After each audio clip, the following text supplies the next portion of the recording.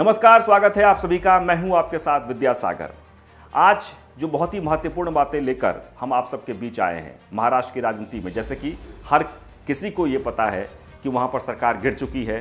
उद्धव ठाकरे मुख्यमंत्री पद से इस्तीफा भी दे चुके हैं और अब नई सरकार बनने जा रही है। तो महाराष्ट्र की राजनीति में एक नया मोड़ आ गया है।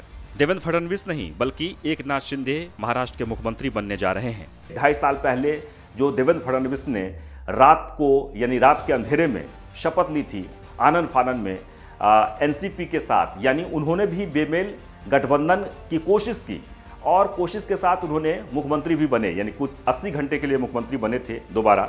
यानी पहले वो मुख्यमंत्री बने शिवसेना के साथ गठबंधन में, लेकिन फिर जब 2019 में जब चुनाव हुआ था, चुनाव में दोनों गठबंधन में चुनाव लड़े थे, फिर से बहुमत में यानी सरकार बनने के लिए आंकड़े दोनों के बीजेपी और शिवसेना के पास पर्याप्त थे।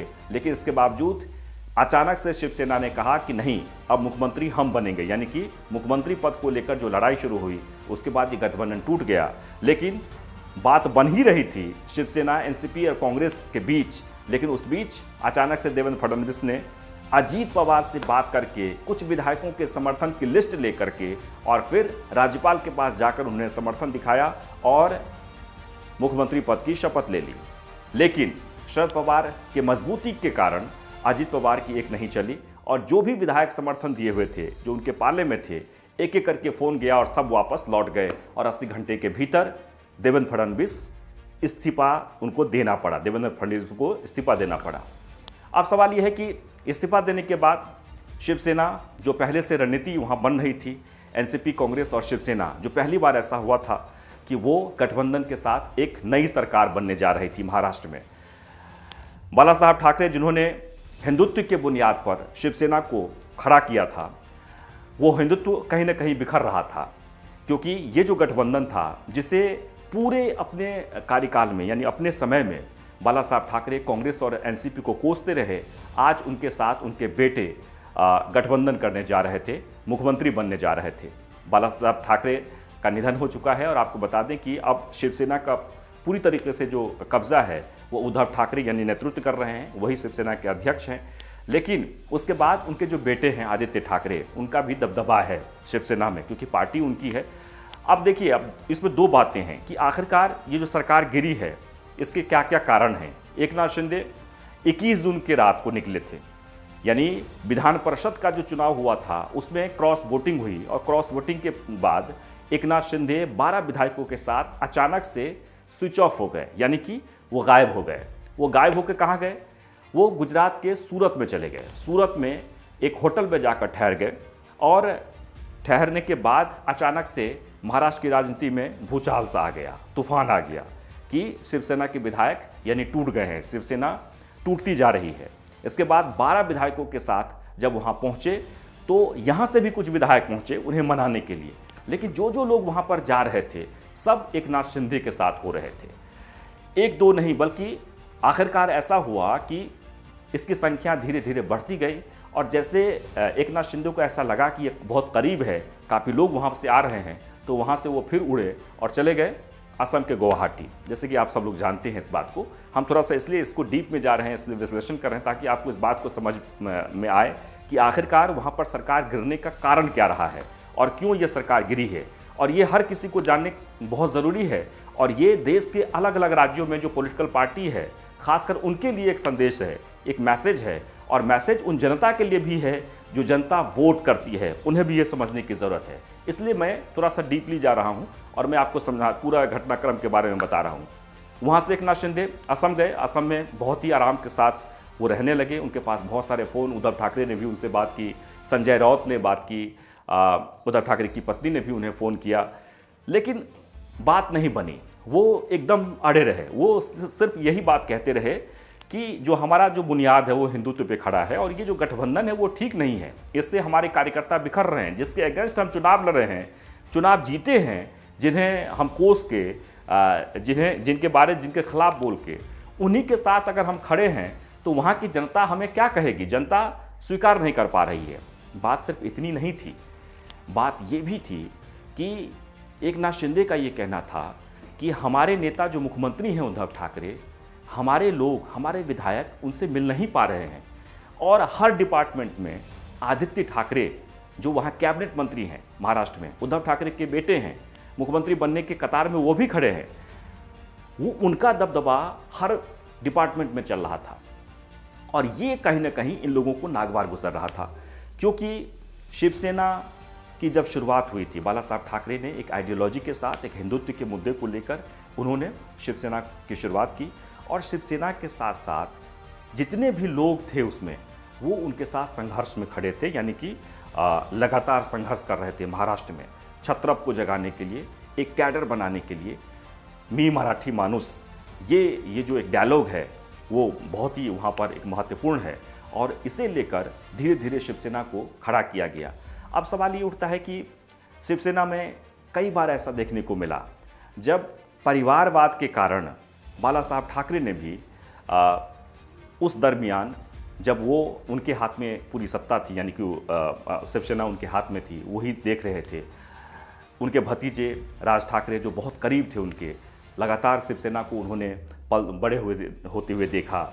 बाला साहब ठाकरे के साथ वो एक एक चीज़ सीखते गए, राजनीति के गुर सीखे। लेकिन उद्धव ठाकरे को अध्यक्ष की जिम्मेदारी जब दी गई तो राज ठाकरे कहीं ना कहीं बिखर गए, और राज ठाकरे ने अपना रास्ता ही अलग कर लिया, वहाँ से टूटना, उसकी शुरुआत हो गई। इससे पहले आपको बता दें कि नारायण राणे जो महाराष्ट्र के मुख्यमंत्री भी रहे हैं, शिवसेना के कोटा से मुख्यमंत्री बने थे, वो भी शिवसेना को छोड़कर अलग हो गए। संजय निरुपम शिवसेना के नेता थे, वो भी अलग हो गए। यानी धीरे धीरे अलग बड़े बड़े नेता अलग होते चले गए, और ये सब का जो कारण था वो यही अंदरूनी कलह। लेकिन फिर भी जो महाराष्ट्र के जो बड़े बड़े नेता थे, यानी कि जो असली शिवसेना कैडर आप जिसे कह सकते हैं, वो जो कैडर है वो शिवसेना के साथ लगातार अपना पैर जमाए हुए थे। लेकिन अचानक ये क्या हो गया? सिर्फ हिंदुत्व का ही मुद्दा इसमें नहीं रहा, क्योंकि एकनाथ शिंदे तभी भी तो विरोध कर सकते थे 2.5 साल पहले, जब वहाँ पर बेमेल गठबंधन हो रहा था। उस दरमियान भी इन शिवसेना के विधायकों को आवाज़ उठानी चाहिए थी, जो बार बार उद्धव ठाकरे कह रहे थे। लेकिन उन्होंने दबी जुबान से वहाँ पर स्वीकार कर लिया, कैबिनेट मंत्री भी बने, और मंत्री बनने के बाद उनका ये मानना था कि हमारे विधायक काम नहीं कर पा रहे हैं, हमारे मंत्रालय में हम स्वतंत्र रूप से काम नहीं कर पा रहे हैं, दखलंदाजी बहुत है। सवाल ये है कि जो संघर्ष कर रहा है वो आपके नेतृत्व में काम करने के लिए तो तैयार हो जाता है, लेकिन अगर आप किसी चीज़ की शुरुआत करते हैं तो ये ज़रूरी नहीं है कि आपके बेटे का भी नेतृत्व वो स्वीकार कर ले, और फिर आपके बेटे के बाद आपके पोते का भी नेतृत्व स्वीकार कर ले, क्योंकि उन्हें भी लगता है कि मैं हमेशा मुलाजिम ही नहीं रहूँगा, हम भी एक दिन मालिक बनेंगे, कम से कम मालिक न बने तो उस हैसियत में रहें। और ये अब धीरे धीरे लोगों को समझ में आने लगा है। फिलहाल आपको बता दें, महाराष्ट्र से बाहर चलते हैं, महाराष्ट्र में नई सरकार बन रही है।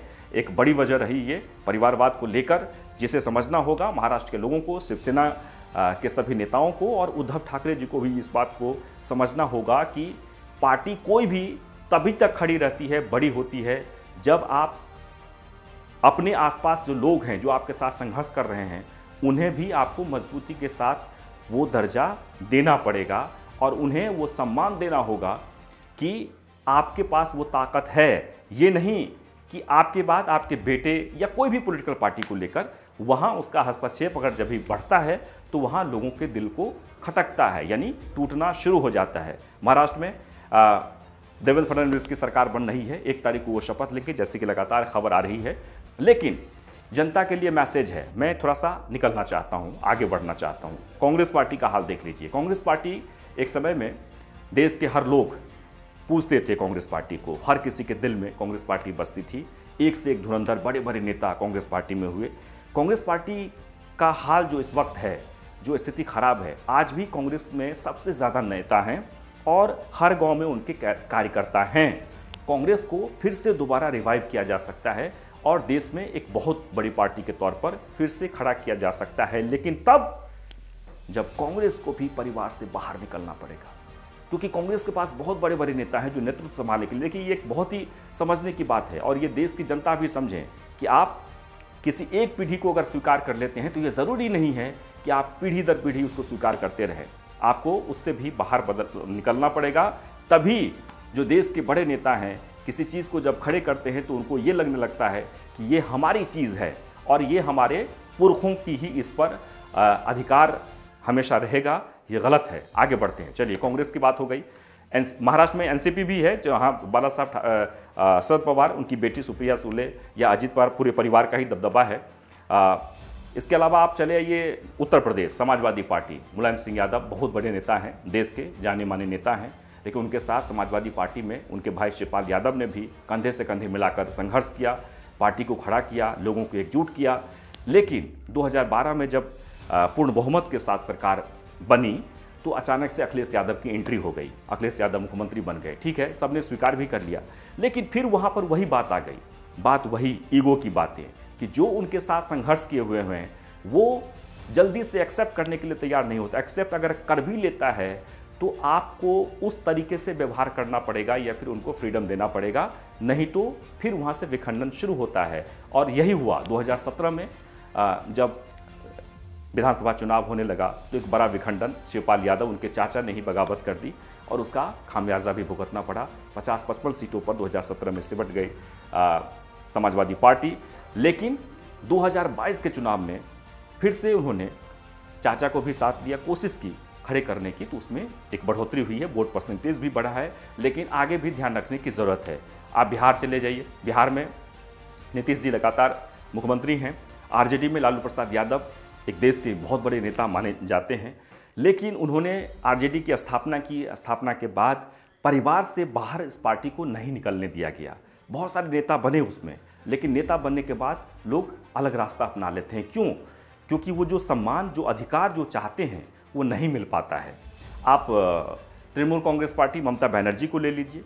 ममता बनर्जी भले उन्होंने शादी नहीं की, लेकिन आज भी तृणमूल कांग्रेस पार्टी फिर भी उनके परिवार के अंदर ही सिमटी हुई है।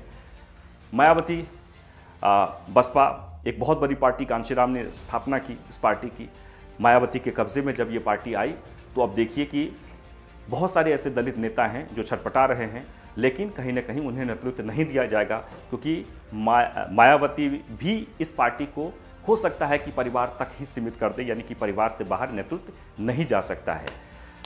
ये बहुत ज़रूरी है समझना देश की जनता को कि अगर आप एक बेहतर नेतृत्व चाहते हैं तो आपको परिवारवाद से बाहर निकलना होगा, एक संदेश, एक मैसेज देना होगा। ऐसे बहुत सारी पार्टियां हैं, क्योंकि वक्त बहुत कम है। मैं चाहता हूं कि अगले एपिसोड में हम फिर आपको बताएंगे कि वो कौन कौन सी पार्टी है जो परिवार के भीतर ही सिमटी हुई है और बाहर निकलने के लिए तैयार नहीं है, और जनता जो उस कैडर के हिसाब से वोट कर रही है उसे सावधान रहने की ज़रूरत है एक निष्पक्ष और एक बेहतर संगठन की, जो आपके बीच आकर आपको खुशनुमा बनाए, आपके जीवन को खुशहाल बनाए और समाज में समरसता के साथ साथ सामंजस्य स्थापित करें। धन्यवाद।